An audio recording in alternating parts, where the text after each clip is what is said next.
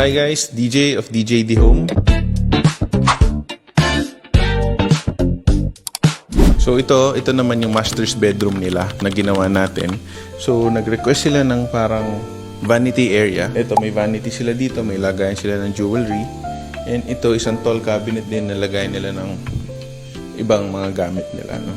Tapos meron tayo ditong glass para may eleganteng tingnan. And ito yung tall cabinet nila. Yan, puro shelves siya. And push magnet din yung nilagay natin.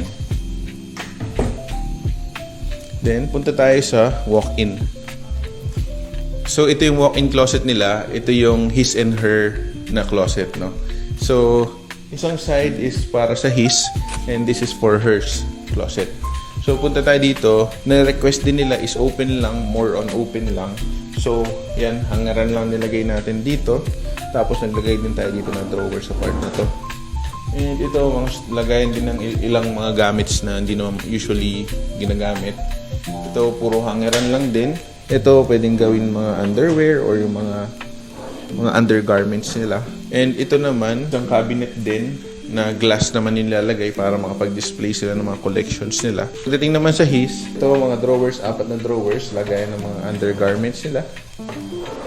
Soft closing din ginamit natin. Hangeran din, and mga lagayan siguro ng mga beddings, mga comforter, things, and mga maleta pwede pang gamitin sa taas. Ang ganda na napili nilang dito, laminate. So ito parang snakeskin or parang leather. So from here naman, we will go to yung mga TV consoles nila.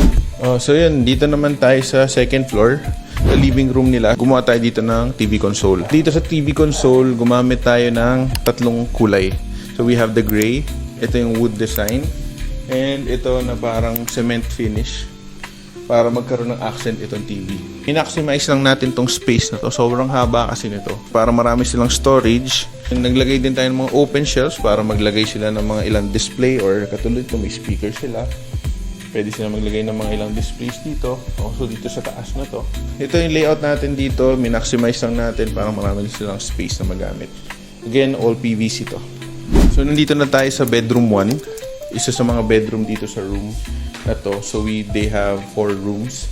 So napili naman dito is kulay blue. So ang ganda ng pagka-blue nila, no? Parang dark blue. So ito yung closet nila. Push open lang din. So hangeran. Tapos may mga storage din dito sa ilalim. Tapos dito, collection cabinet din sila. Kaya glass yung ginamit natin dito. Okay, so dito naman sa room 2. Pagpasok, iba yung layout niya dito, no? Kaya magkakaiba din yung design ng cabinets namin. Same color, iba lang yung design ng closet. So, 3 malalaking drawer yung ginamit natin dito. Tapos ito naman yung hangeran niya. Nilagyan na rin natin ng mga shelves dito para at least palagyan pa nila ng ibang gamit nila. And meron din sila inilagay lang din tayong collections cabinet dito. Nag-glass yung ginamit. So, meron daw mga toy na i-display dito, no? Ganda rin ang kulay ng pagka-blue nito. Yan. So, doon naman tayo sa ibang area.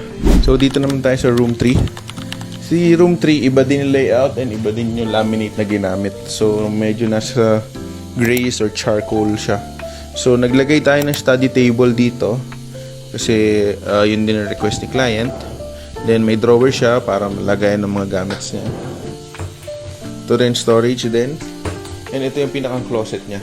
So ito mga shelves lang. Wala siyang collections cabinet. Ito naglagay lang tayo ng open cabinet dito, open shelves. So yun yung mga ginawa natin dito, yung mga closet and mga TV console, kitchen nila. Meron pa tayong mga ginawa dito tulad ng glass. So nagka-glass din tayo, no. So ito we installed glass railings. We used tempered glass dito sa part na to. So yun, ito tayo nag-install nitong glass railings na to. And yung sa balcony nila, no? So that's it for our project dito sa Tayabas, Quezon. Para sa mga clients namin, we just want to say thank you for supporting DJD Home. And we want to cater all of you guys to help build your kitchen, yung dream kitchen nyo, and yung mga closets nyo or anything na pwede naming itulong sa inyo. Just message me or message my page. Ito, si DJD Home page. So, yun lang guys. I will end this video na. So, yun lang. Thank you. See you. Bye-bye.